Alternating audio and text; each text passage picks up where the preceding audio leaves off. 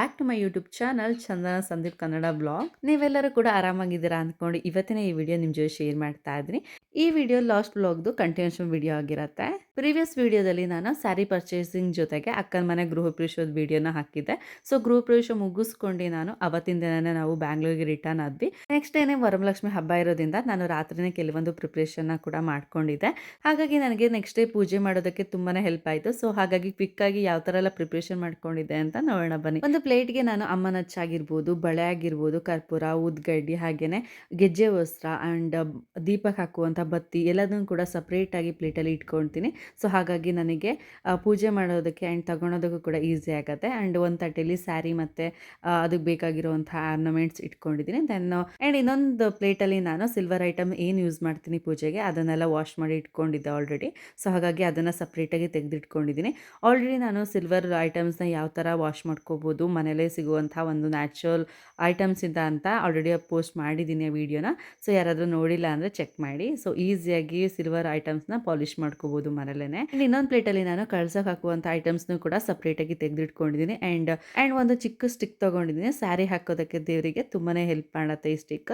And ಕಳ್ಸೋಕ್ಕೆ ಬೇಕಾಗಿರುವಂಥ ಪ್ರತಿಯೊಂದು dry fruits ಆಗಿರ್ಬೋದು, ತಾವರೆ ಬೀಜ ಆಗಿರ್ಬೋದು, ಕವಡೆ ಎಲ್ಲದನ್ನು ಕೂಡ ನಾನು ಸಪ್ರೇಟಾಗಿ ತೆಗೆದಿಟ್ಕೊಂಡಿದ್ದೀನಿ.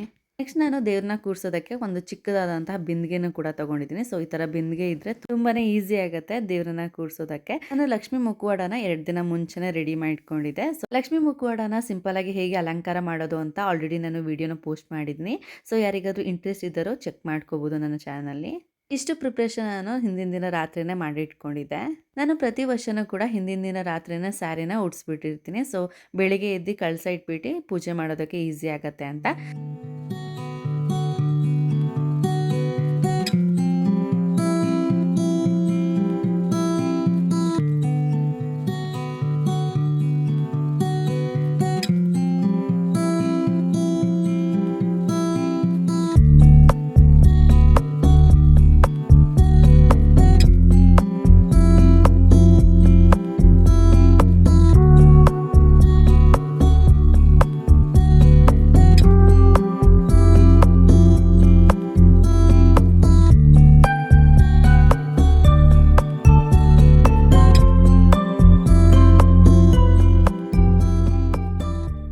ಬಿಂದಿಗೆಗೆ ನಾನು ಈ ಥರ ಡಬಲ್ ಟೇಪ್ನ ಯೂಸ್ ಮಾಡ್ತೀನಿ, ಕಳಸ ಕ್ಲೀನಾಗಿ ಸ್ಟಿಫಾಗಿ ಕೂರತ್ತೆ ಅಂತ.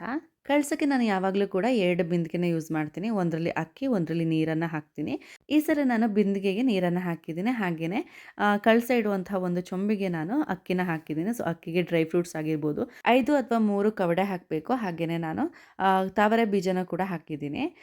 ಕೆಲವರು ಕಳ್ಸೋಕ್ಕೆ ಚಿನ್ನ ಬೆಳ್ಳಿನೂ ಕೂಡ ಹಾಕ್ತಾರೆ. ಸೊ ಆ ಥರ ಅಭ್ಯಾಸ ಇದ್ದರೆ ನೀವು ಅದನ್ನು ಕೂಡ ಹಾಕ್ಬೋದು.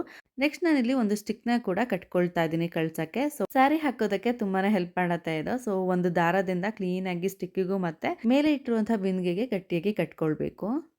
ಲಾಸ್ಟ್ ಇಯರ್ ವರಮಲಕ್ಷ್ಮಿ ಹಬ್ಬದ ವಿಡಿಯೋಗೆ ಒಬ್ರು ಕಮೆಂಟ್ ಮಾಡಿದ್ರು ಯಾವ ಥರ ದಾರನ ಕಟ್ಕೊಳೋದು ಅಂತ ಡೀಟೇಲಾಗಿ ತೋರಿಸಿ ಅಂತ. ಸೊ ಈ ವಿಡಿಯೋ ಹೆಲ್ಪ್ಫುಲ್ ಆಗಿದೆ ಅಂತ ಅಂದ್ಕೊಳ್ತೀನಿ. ಈಗ ತೋರಿಸ್ತಿರೋಂಥ ಈ ಸ್ಯಾರಿ ಲಕ್ಷ್ಮಿಗೆ ಉಡ್ಸೋಕಂತ ಚಿಕ್ಕಮಂಗ್ಳೂರಲ್ಲಿ ಬೈ ಮಾಡಿದ್ದು. ಸೊ ಆಲ್ರೆಡಿ ನಾನು ಶೇರ್ ಮಾಡಿದ್ದೆ. ಸೊ ಬ್ಲಾಗಲ್ಲಿ ನಾನು ಯಾವ ಥರ ಸ್ಯಾರಿ ತೊಗೊಂಡೆ ಲಕ್ಷ್ಮಿಗೆ ಉಡ್ಸೋಕೆ ಅಂತ. ಈ ಸತಿ ನಾನು ಲಕ್ಷ್ಮಿಗೆ ಸಿಂಪಲ್ಲಾಗಿ ಹಾಗೆ ತುಂಬಾ ಕಡಿಮೆ ಟೈಮಲ್ಲಿ ಯಾವ ಥರ ಸ್ಯಾರಿನ ಡ್ರಾಪ್ ಮಾಡ್ಬೋದು ಅಂತ ತಿಳಿಸ್ಕೊಡ್ತಾ ಇದ್ದೀನಿ. ಫಸ್ಟು ನಾನು ಫುಲ್ ಸ್ಯಾರಿನ ನಾನು ಈ ಥರ ಪ್ಲೇಟ್ಸ್ನ ಮಾಡ್ಕೊಳ್ತಾ ಇದ್ದೀನಿ. ಸಣ್ಣ ಸಣ್ಣ ಪ್ಲೇಟ್ಸ್ನ ಮಾಡಿಕೊಂಡ್ರೆ ತುಂಬಾ ಹೆಲ್ಪ್ ಆಗುತ್ತೆ. ಬೇರೆಯವ್ರು ಯಾರಾದರೂ ಹೆಲ್ಪಿಗಿದ್ರೆ ತುಂಬಾ ಈಸಿ ಆಗುತ್ತೆ. ಬಟ್ ಒಬ್ಬರು ಮಾಡೋದು ಸ್ವಲ್ಪ ಟೈಮ್ ಜಾಸ್ತಿ ಕನ್ಸ್ಯೂಮ್ ಮಾಡುತ್ತೆ ಅಷ್ಟೇ. ಸೊ ಈ ಥರ ನಾನು ಕ್ಲೀನಾಗಿ ಪ್ಲೇಟ್ಸ್ನ ಮಾಡ್ಕೊಳ್ತಾ ಇದ್ದೀನಿ ನೀಟಾಗಿ. ಪಲ್ಲು ಪಾರ್ಟ್ನ ಸ್ವಲ್ಪ ಬಿಟ್ಬಿಟ್ಟು ನಾನು ಹೋಲ್ ಸ್ಯಾರಿನ ಈ ಥರ ಸಣ್ಣದಾಗಿ ಪ್ಲೇಟ್ ಮಾಡ್ಕೊಂಡಿದ್ದೀನಿ.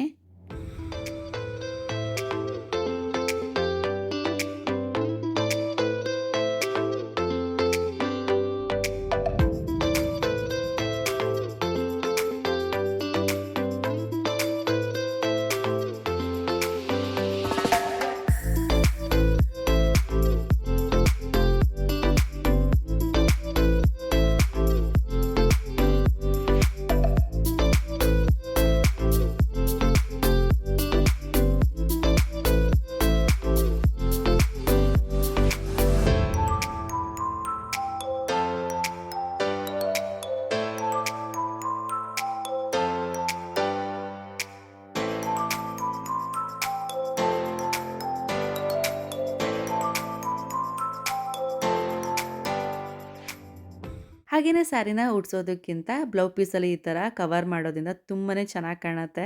ನಾನು ಬ್ಲೌಸ್ ಬಾರ್ಡರ್ ಪಾರ್ಟ್‌ನ ನಾನು ಫುಲ್ ಫೋಲ್ಡ್ ಮಾಡಿ ಪಿನ್ ಮಾಡಿದ್ದೀನಿ. ಸೊ ಆಂಗಲ್ಸ್ ಹಾಕೋದಕ್ಕೆ ಕರೆಕ್ಟ್ ಆಗತ್ತೆ ಅಂತ. ಸೊ ನೋಡಿದ್ರಲ್ಲ ಎಷ್ಟು ಈಸಿಯಾಗಿ ಅಂಡ್ ಸಿಂಪಲ್ ಆಗಿ ಮಾಡ್ಕೋಬಹುದು ಅಂತ. ಸೊ ಯಾರ್ದು ಹೆಲ್ಪ್ ಬೇಡ. ಬಟ್ ಹೆಲ್ಪ್ ತಗೊಂಡ್ರೆ ತುಂಬಾನೇ ಕ್ವಿಕ್ ಆಗಿ ಆಗತ್ತೆ.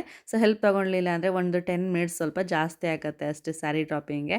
ಅಷ್ಟು ಬಿಟ್ರೆ ತುಂಬಾನೇ ನೀಟಾಗಿ ಬರುತ್ತೆ. ಸೊ ನಾನಿಲ್ಲಿ ಪ್ಲೇಟ್ಸ್ ಫುಲ್ ರೌಂಡ್ ಆಗಿ ಬರಲಿ ಅಂತ ಇಲ್ಲಿ ನಾನು ಡಬಲ್ ಟೇಪ್‌ನ ಸ್ವಲ್ಪ ಹಾಕ್ಬಿಟ್ಟು ಸ್ಯಾರಿ ಪ್ಲೇಟ್‌ನ ಈ ತರ ಸ್ಟಿಕ್ ಮಾಡ್ತಾ ಇದ್ದೀನಿ. ಸೊ ದಟ್ ತುಂಬಾನೇ ಚೆನ್ನಾಗಿ ಕಾಣುತ್ತೆ. ಇಲ್ಲಿ ನಾನು 2 ಪೇಪರ್‌ನ ಕೂಡ ರೌಂಡ್ ಮಾಡಿ 2 ಸೈಡ್ ಇಟ್ಟಿದ್ದೀನಿ. ಸೊ ದಟ್ ಪದ್ಮಾಸನದಲ್ಲಿ ಕೂತಿರೋ ಹಾಗೆ ಲುಕ್ ಕಾಣುತ್ತೆ ಹಾಗಾಗಿ. ಸೊ ನೈಟ್ ಇಷ್ಟು ರೆಡಿ ಮಾಡಿ ನಾನು ಮಲ್ಕೊಂಡೆ. ಸೊ ಮಾರ್ನಿಂಗ್ ಎದ್ಬಿಟ್ಟು ಫ್ರೆಶ್ ಅಪ್ ಆಗ್ಬಿಟ್ಟು ಮನೆಯೆಲ್ಲ ಕ್ಲೀನ್ ಮಾಡ್ಕೊಂಡು ಆದ್ಮೇಲೆ ನಾನಿಲ್ಲಿ ಕಳಸನ ಕೂರಿಸ್ತಾ ಇದ್ದೀನಿ. ಸೊ ಈ ಸತಿ ಸ್ವಲ್ಪ ಲೇಟಾಗೆ ಬಂದಿತ್ತು ಟೈಮಿಂಗ್ಸ್ ಅಂತ ಹೇಳ್ಬೋದು. 5:30 ಇಂದ 7:30 ತನಕ ಇತ್ತು. ಸೊ ಹಾಗಾಗಿ ಆರಾಮಾಗಿ ಪೂಜೆ ಮಾಡ್ಕೊಳ್ಳೋಣ ಅಂತ ರೆಡಿ ಮಾಡ್ಕೊಳ್ತಾ ಇದ್ದೀನಿ. ಸೊ ರಾತ್ರಿನೇ ಎಲ್ಲ ರೆಡಿ ಮಾಡ್ಕೊಂಡಿರೋದ್ರಿಂದ ನನಗೇನು ಟೈಮ್ ಜಾಸ್ತಿ ಕನ್ಸ್ಯೂಮ್ ಆಗಲಿಲ್ಲ. ಸೊ ಡೈರೆಕ್ಟಾಗಿ ನಾನು ಕಳಸನ ಇಟ್ಟು ದೇವರಿಗೆ ಏನೆಲ್ಲ ಅಲಂಕಾರ ಇದೆ ಸೊ ಅದನ್ನು ಕ್ವಿಕ್ಕಾಗಿ ಮಾಡಿಕೊಂಡೆ.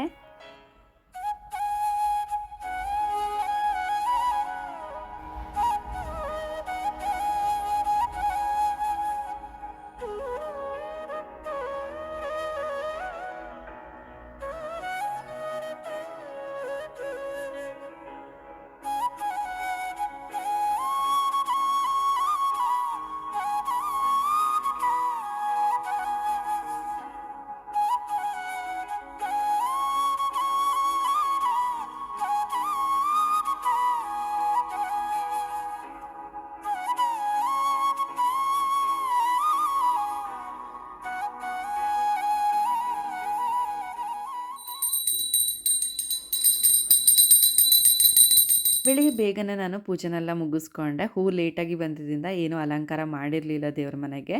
ಹಾಗಾಗಿ ಸಂದೀಪ್ ಇವಾಗ ದೇವ್ರ ಮನೆಗೆಲ್ಲ ಹೂ ಹಾಕ್ತಾ ಇದ್ರು.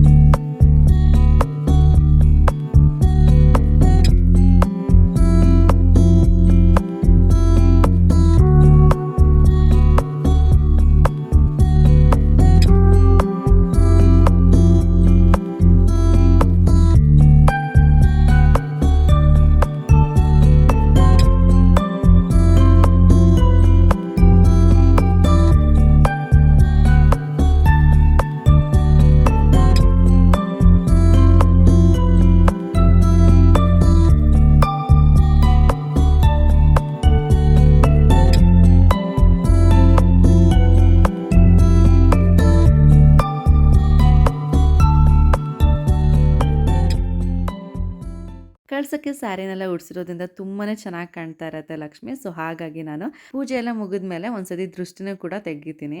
ಪೂಜೆ ಎಲ್ಲ ಬೇಗ ಮುಗ್ದಿದ್ದರಿಂದ ನಾನು ಮಕ್ಕಳಿಗೆಲ್ಲ ಉಪ್ಪಿಟ್ಟನ್ನ ಮಾಡಿಕೊಟ್ಟಿದ್ದೆ. ಸೊ ರೈಸ್ ಐಟಮ್ ಮಾರ್ನಿಂಗ್ ಬೇಡ ಅಂತ ಹೇಳಿ ಸೊ ಡೈರೆಕ್ಟಾಗಿ ಮಧ್ಯಾಹ್ನದ ಊಟನ ರೆಡಿ ಮಾಡೋಣ ಅಂತ ಟಿಫನ್ಗೆ ನಾನು ಉಪ್ಪಿಟ್ಟನ್ನ ಮಾಡಿಕೊಟ್ಟಿದ್ದೆ ಮಕ್ಕಳಿಗೆ ಮತ್ತು ಸಂದೀಪ್ಗೆ. ದೇವ್ರ ಪೂಜೆ ಎಲ್ಲ ಮುಗಿಸ್ಕೊಂಡೆ. ಇವಾಗ ಊಟಕ್ಕೆ ರೆಡಿ ಮಾಡ್ಕೊಳ್ಳೋಣ ಅಂತ ಇಲ್ಲಿ ನಾನು ತರಕಾರಿನೆಲ್ಲ ಕಟ್ ಮಾಡ್ಕೊಳ್ತಾ ಇದ್ದೀನಿ. ಹಬ್ಬಕ್ಕೆ 2 ದಿನ ಇರೋ ಹಾಗೇನೆ ಕೆಲವೊಂದು ಸ್ವೀಟ್‌ನ ಪ್ರಿಪೇರ್ ಮಾಡ್ಕೊಂಡಿದ್ದೆ. ಸೊ ಹಾಗಾಗಿ ಬೆಳಿಗ್ಗೆ ಪೂಜೆ ಮಾಡುವಾಗ ಆ ಸ್ವೀಟ್‌ನೆಲ್ಲ ಇಟ್ಟು ಪೂಜೆ ಮಾಡೋದಕ್ಕೆ ಸರಿ ಹೋಯಿತು.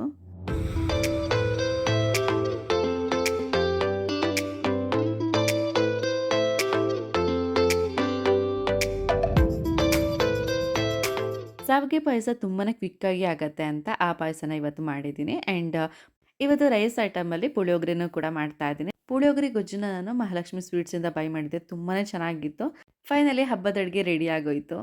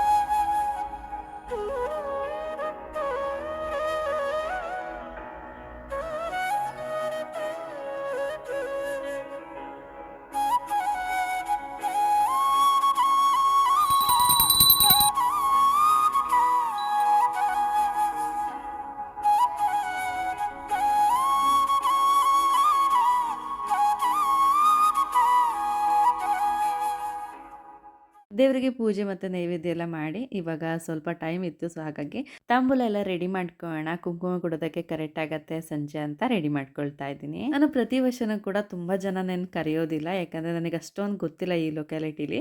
ಸೊ ಹಾಗಾಗಿ ನನಗೆ ಗೊತ್ತಿರೋ ಅಂತಹ ಒಂದು 3 ಜನ ಇಲ್ಲಾಂದ್ರೆ 5 ಜನ ಆ ಥರ ಕರಿತೀನಿ ಅಷ್ಟೇ. ಮೊದಲೇ ನಾವು ಈ ಥರ ತಾಂಬೂಲ ರೆಡಿ ಮಾಡಿ ದೇವ್ರ ಹತ್ರ ಇಟ್ಟರೆ ಕೊಡೋದಕ್ಕೆ ಈಸಿ ಆಗುತ್ತೆ ಸಂಜೆ ಟೈಮ್ ಕುಂಕುಮನ ಅಂತ ಈ ಥರ ಫಸ್ಟೇ ರೆಡಿ ಮಾಡಿ ಇಟ್ಕೊಳ್ತಾ ಇದ್ದೀನಿ ಈ ಸತಿ. ಇಷ್ಟೆಲ್ಲ ಪ್ರಿಪ್ರೇಷನ್ನ ಮಾಡ್ಕೊಳೋದ್ರೊಳಗೆ ಮಧ್ಯಾಹ್ನ ಕೂಡ ಆಗಿತ್ತು. ಸೊ ದೇವ್ರಿಗೆ ಹೇಗೋ ನೈವೇದ್ಯ ಆಗಿತ್ತಲ್ವ, ಸೊ ಊಟನ ಮುಗಿಸ್ಕೊಳ್ಳೋಣ ಅಂತ ಊಟ ಮಾಡ್ಕೊಳ್ತಾ ಇದ್ದೀವಿ ಇಲ್ಲಿ. ಸಂಜೆ ಕುಂಕುಮಕ್ಕೆ ಬೇರೆಯವ್ರ ಮನೆಗೂ ಕೂಡ ಹೋಗಬೇಕು ಅಂತ ರೆಡಿ ಆಗಿಬಿಟ್ಟು ಇಲ್ಲಿ ಒಂದು ಸತಿ ದೇವರಿಗೆ ಮಂಗಳಾರತಿ ಮಾಡ್ಕೊಳ್ಳೋಣ ಅಂತ ಆರತಿ ಮಾಡ್ಕೊಳ್ತಾ ಇದ್ದೀನಿ ಇಲ್ಲಿ.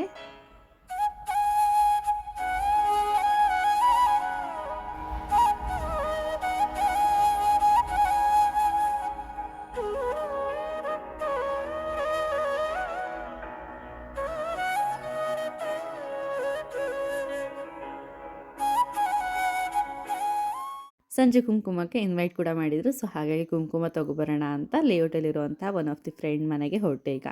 ಇವತ್ತಂತೂ ಎಲ್ಲರ ಮಲ್ಲೂ ಕೂಡ ಲಕ್ಷ್ಮಿನ ತುಂಬಾ ಚೆನ್ನಾಗಿ ಅಲಂಕಾರ ಮಾಡಿ ಕೂರಿಸಿರ್ತಾರೆ. ನೋಡೋದಕ್ಕೆ ತುಂಬಾ ಖುಷಿ ಆಗುತ್ತೆ.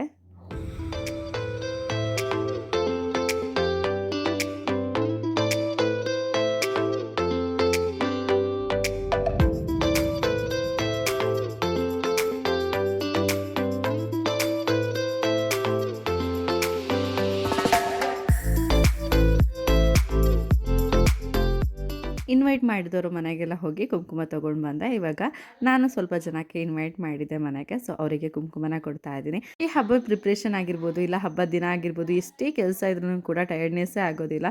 ತುಂಬಾ ಖುಷಿ ಆಗ್ತಾ ಇರುತ್ತೆ. ಫೈನಲಿ ಹಬ್ಬ ಮುಗೀತು.